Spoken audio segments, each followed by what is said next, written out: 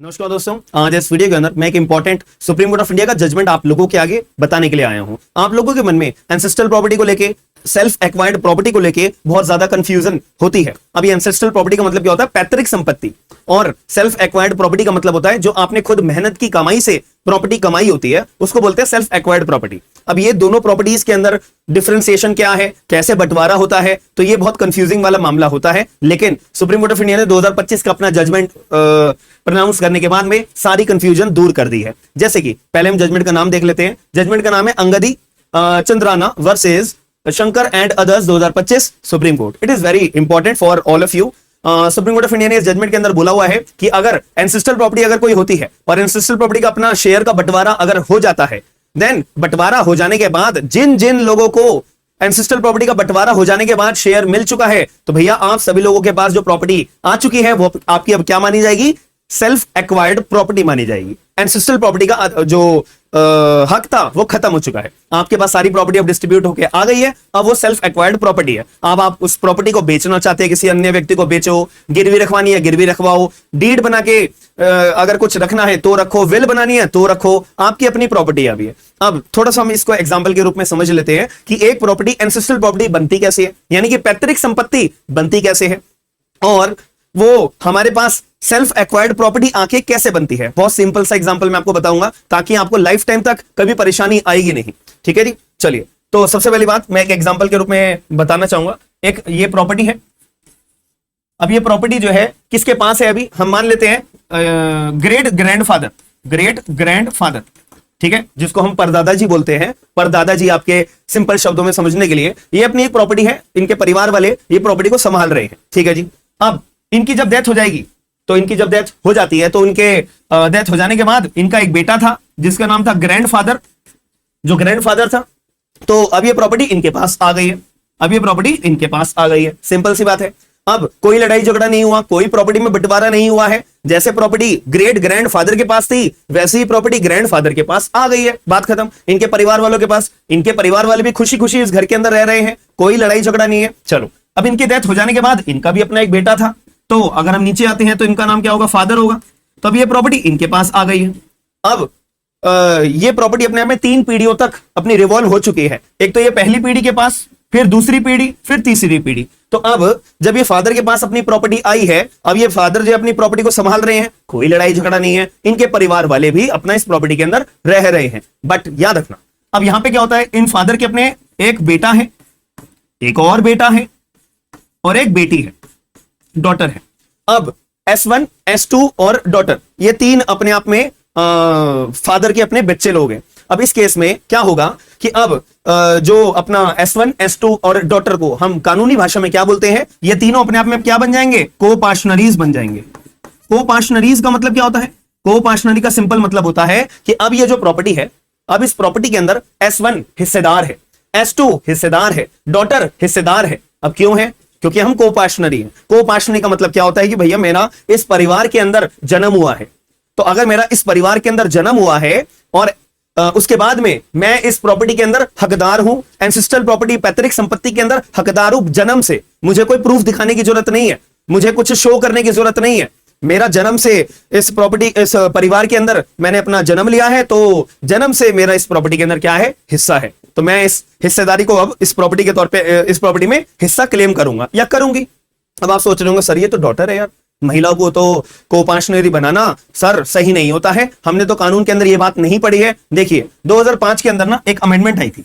2005 के अंदर एक अमेंडमेंट आई थी, तो इस अमेंडमेंट के अंदर आप अगर हिंदू सक्सेशन एक्ट पढ़ोगे तो उसके अंदर 2005 में अमेंडमेंट करा गया था और उसमें साफ बोल दिया गया था कि जितना हिस्सेदार एक बेटे को मिलेगा उतना ही हिस्सा एक बेटी को भी मिलेगा। 2005 के अंदर अमेंडमेंट कर जाने के बाद ये अपना रूल या ये कानून बना दिया गया कि एक बेटा जो है को-पार्शनरी है तो बेटी को भी को-पार्शनरी बनाना चाहिए। बात खत्म। तो अब सबको इक्वली डिवाइड होगा, यानी कि अब इस प्रॉपर्टी में से शेयर अगर S1 लेना चाहेगा तो 1/3 शेयर मिलेगा, 1/3 शेयर S2 को मिलेगा, 1/3 शेयर डॉटर को मिलेगा। ठीक है जी। अब ऐसे केस में फादर के पास तो अभी प्रॉपर्टी अभी डिवाइड नहीं हुआ है, अभी जो है प्रॉपर्टी का बंटवारा नहीं हुआ है, कोई भी यहां पे बंटवारे के लिए क्लेम नहीं कर रहा है। S1 भी कह रहा है नहीं नहीं हम एक ही घर में खुशी खुशी इस घर के अंदर रहेंगे, दैट्स इट, ठीक है। तो अभी भी ये प्रॉपर्टी अपने आप में एंसेस्ट्रल बन जाएगी। अब ये प्रॉपर्टी एंसेस्ट्रल कैसे बनी है, याद रखना हमेशा, अगर कोई प्रॉपर्टी की 3 पीढ़ियों से प्रॉपर्टी ट्रांसफर होते हुए आ रही है तो 3 पीढ़ियों के बाद वो प्रॉपर्टी क्या बन जाती है, एंसेस्ट्रल प्रॉपर्टी बन जाती है। यानी कि GGF ग्रेट ग्रैंडफादर ने प्रॉपर्टी एक अपनी बनाई, उसके बाद ग्रैंडफादर के पास प्रॉपर्टी आई, उसके बाद फादर के पास प्रॉपर्टी आई, 3 पीढ़ियां हो गई हैं। तो अब ये जो चौथी पीढ़ी है S1 S2 और डॉटर, इनके पास ये प्रॉपर्टी क्या मानी जाएगी, एंसेस्ट्रल प्रॉपर्टी मानी जाएगी। ये बात समझ में आ गई, पैतृक संपत्ति, बस सिंपल सी ये बात थी। तो अब ऐसे केस में मान लेते हैं अब इन तीनों भाई बहनों में दो भाई और एक बहन में लड़ाई झगड़ा हो जाता है, तो अब आपस में सब लोग बंटवारा चाहते हैं। S1 भी कह रहा है भैया मेरे को मेरा हिस्सा दो, S2 भी कह रहा है मुझे मेरा हिस्सा दो, डॉटर भी कहता है कि मुझे मेरा हिस्सा दीजिए। तो ऐसे केस में क्या होगा, तो ऐसे केस में कुछ भी नहीं होगा। तो मैंने जैसे आपको क्या बताया 1/3, तो यानी कि ये जो प्रॉपर्टी है, मैं ये वाली प्रॉपर्टी को यहां लिख रहा हूं, तो ये प्रॉपर्टी में से हम 3 हिस्से कर देंगे, ठीक है। ये वाली प्रॉपर्टी के हम 3 हिस्से कर देंगे। तो एक हिस्सा हो गया S1 का, एक हिस्सा हो गया S2 का, एक हिस्सा हो गया डॉटर का। फादर की डेथ हो जाने के बाद, लो फादर की डेथ हो जाती है तो अब ये प्रॉपर्टी तीनों के हिस्सेदारी में अपना इक्वली डिवाइड हो जाएगी। तो अब एंसेस्ट्रल प्रॉपर्टी का हो चुका है बंटवारा, यानी कि अब ये एंसेस्ट्रल प्रॉपर्टी थी, मैं यहां लिख भी देता हूं, ये थी हमारी ancestral property.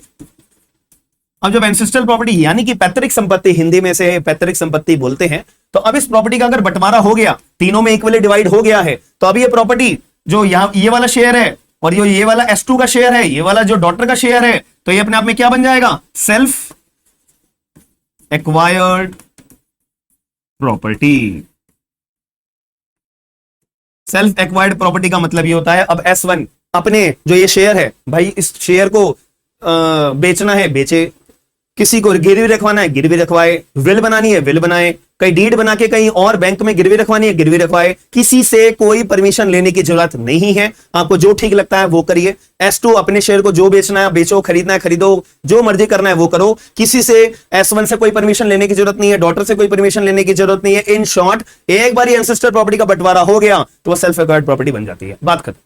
Supreme court of India ने 2025 के जजमेंट में यह बात को क्लैरिफाई बहुत सीधे शब्दों में कर दिया है। अब एक छोटी सी बात और बताऊं, एक फैक्ट की बात मैं आपको बताऊं, थोड़ा सा टेक्निकल पार्ट रहेगा बट मुझे लगता है कि आप लोगों को यह बात समझ में आ जानी चाहिए।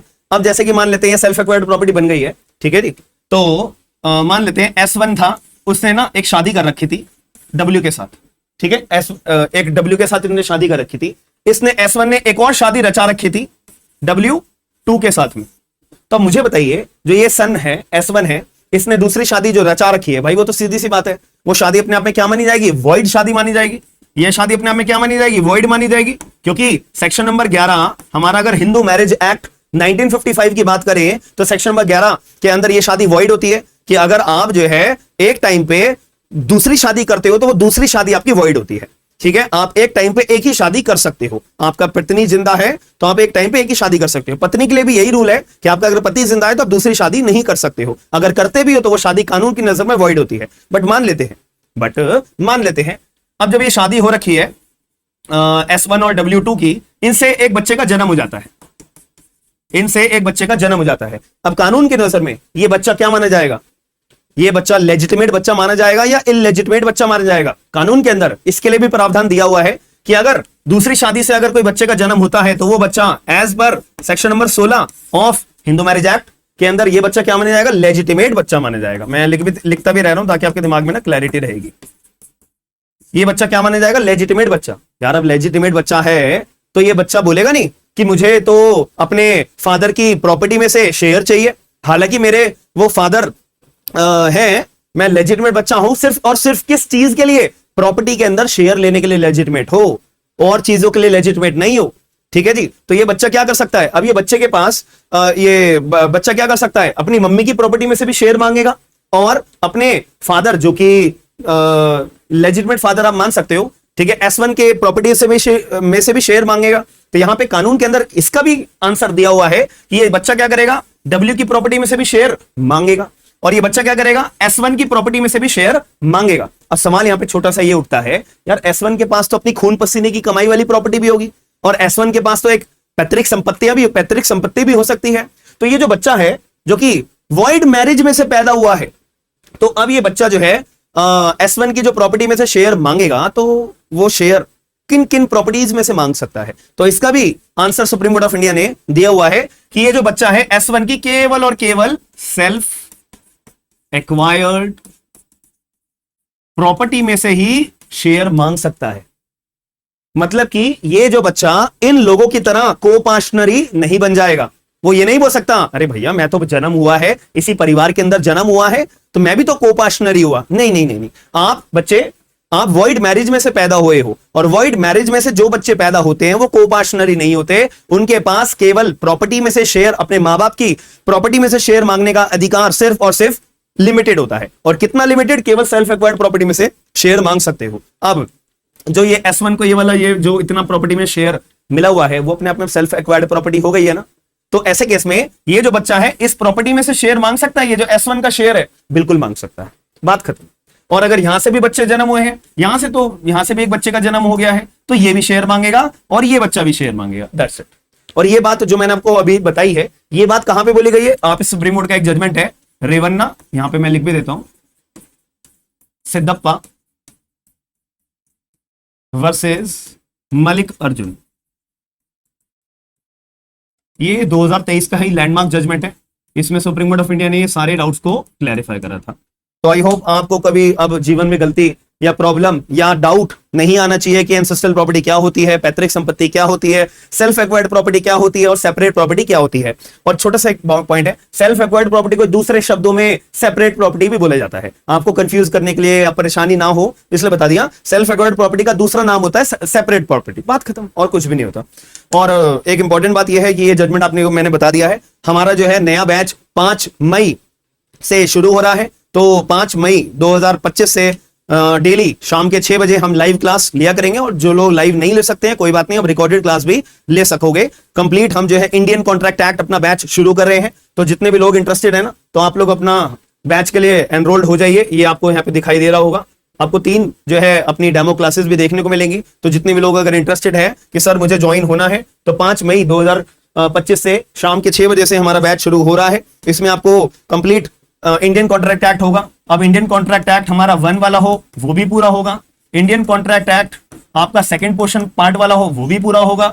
इसमें आपके प्रीलिम्स के क्वेश्चन जो है वो भी होंगे, मेंस के क्वेश्चन है वो भी होंगे, सारे के सारे नोट्स जो हैं वो भी मिलेंगे। अगर कोई रिकॉर्डेड क्लासेस चाहिए वो भी मिलेंगी। लाइव क्लासेस तो चलेंगी। लैंग्वेज पढ़ाने के लिए हिंदी और इंग्लिश में आपको पढ़ाया जाएगा, बट नोट्स जो है आपको इंग्लिश में मिलेंगे। That's it. बाकी कंप्लीट डिटेल्स आपको हमारी एप्लीकेशन ज्वाइन करिए, 45% डिस्काउंट है। ठीक है, ये ऑफर आप अवेल कर सकते हो, 45% डिस्काउंट है और 3 डेमो क्लासेस भी आपको मिलेंगी।